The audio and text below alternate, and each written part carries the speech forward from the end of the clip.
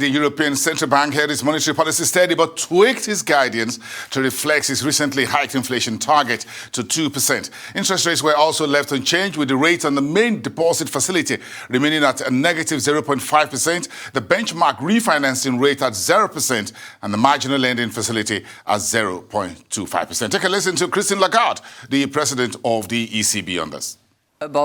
In support of our symmetric 2% inflation target, and in line with our monetary policy strategy, the Governing Council expects the key ECB interest rates to remain at their present or lower levels until we see inflation reaching 2%, well ahead of the end of our projection horizon and durably for the rest of the projection horizon. This may also imply a transitory period in which inflation is moderately above target.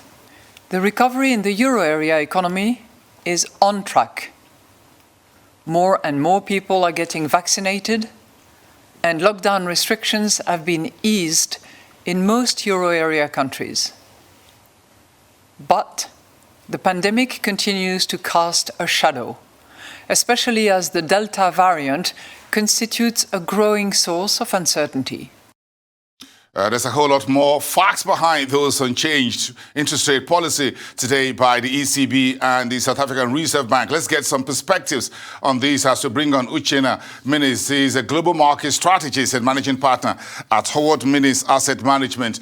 Good evening, sir, and thank you for coming through. What's your take, Uchenna, today on the ECB rate decision and what it means for the markets? Thank you, Bosso. Thank you for having me. The European Central Bank basically tried to highlight that they would continue to maintain that accommodative monetary policy stance. Basically, as you've highlighted in terms of the marginal lending rate and deposit facility rate, they have been kept at the lower bound of this interest rate. Their issue really is that they are seeing inflationary pressure not moving as they would expect. So on the basis of that, they will continue to maintain this lower bound rate to get to a point where they get to the symmetrical 2% level. However, the take here is that this is open-ended. There is no plan to literally look to starting to tighten their accommodative policy. So in that way, this just gives them, it's just technical terms and a lot of vocabulary around financial vocabulary to say, well, we'll continue to keep this monetary policy significantly accommodative for the time being in the near term. So how do you interpret the ECB's persistently accommodative policy stance in line with the new guidance of inflation around 2%? He said Christine Lagarde says PEP was not discussed. So, but everybody were asking, the journalists were asking questions about the PEP, by the way. No, they sort of highlighted what we'll do with the PEP and the APP also. They said they will be significantly increasing the pace at which they are buying those assets as regards to the PEP, and the APP in that regards will continue at the 20 billion euro monthly as it currently is right now. However, they've also started to reiterate that the principal payment from this buying programs will be reinvested aggressively, and that in itself is highlighting that although they have not literally changed their stance in terms of the orthodox monetary policy, the unconventional ones really, they are highlighting that they are literally looking to put on more liquidity into the market with these buying programs also. So it was really highlighted today. Yes, so let's talk about South Africa. We'll get about to the U.S. in just a few minutes. Africa's number one emerging market, South Africa, today also left its repo rate unchanged at 3.5%, left its GDP forecast outlook for this year at 4.2%, despite those very destructive development we saw recently. What do you see moving forward in terms of policy normalization in South Africa? There was an aggressive interest rate cut last year at the start of the pandemic.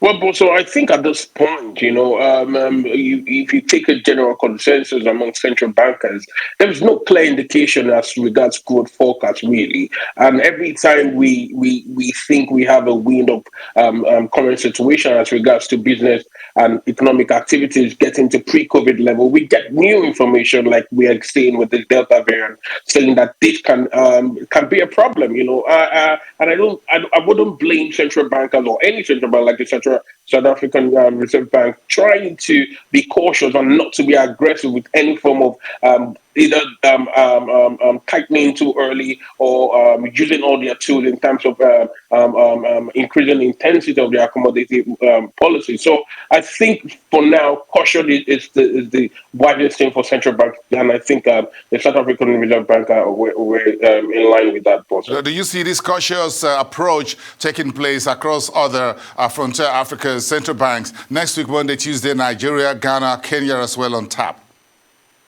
Yes, I think so, boss. I think so, really, because this is not a thing. You can't. It's no longer a local decision. You really need to think about the global market at large. So when you consider how, even if your continent or your country are in check in terms of your business and economic activity, your neighboring partners are also significantly being hit in some way and some form. So you really need to consider those variables exogenous to you from a macroeconomics point of view, and that's what we're seeing with caution for across central banks. Yeah, in the middle of this is the US dollar making some very strong comeback. So how do you play this? How do I play this as a trading theme?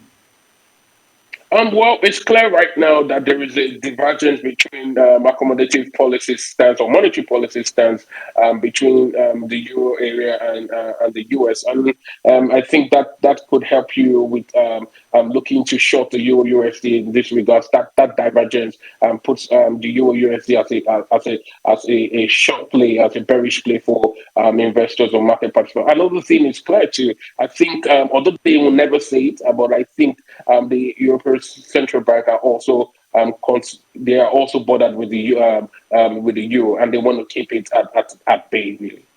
Uchenna Minnis, global market strategist and managing partner at Howard Minnis Asset Management. Enjoy your evening. Thank you very much.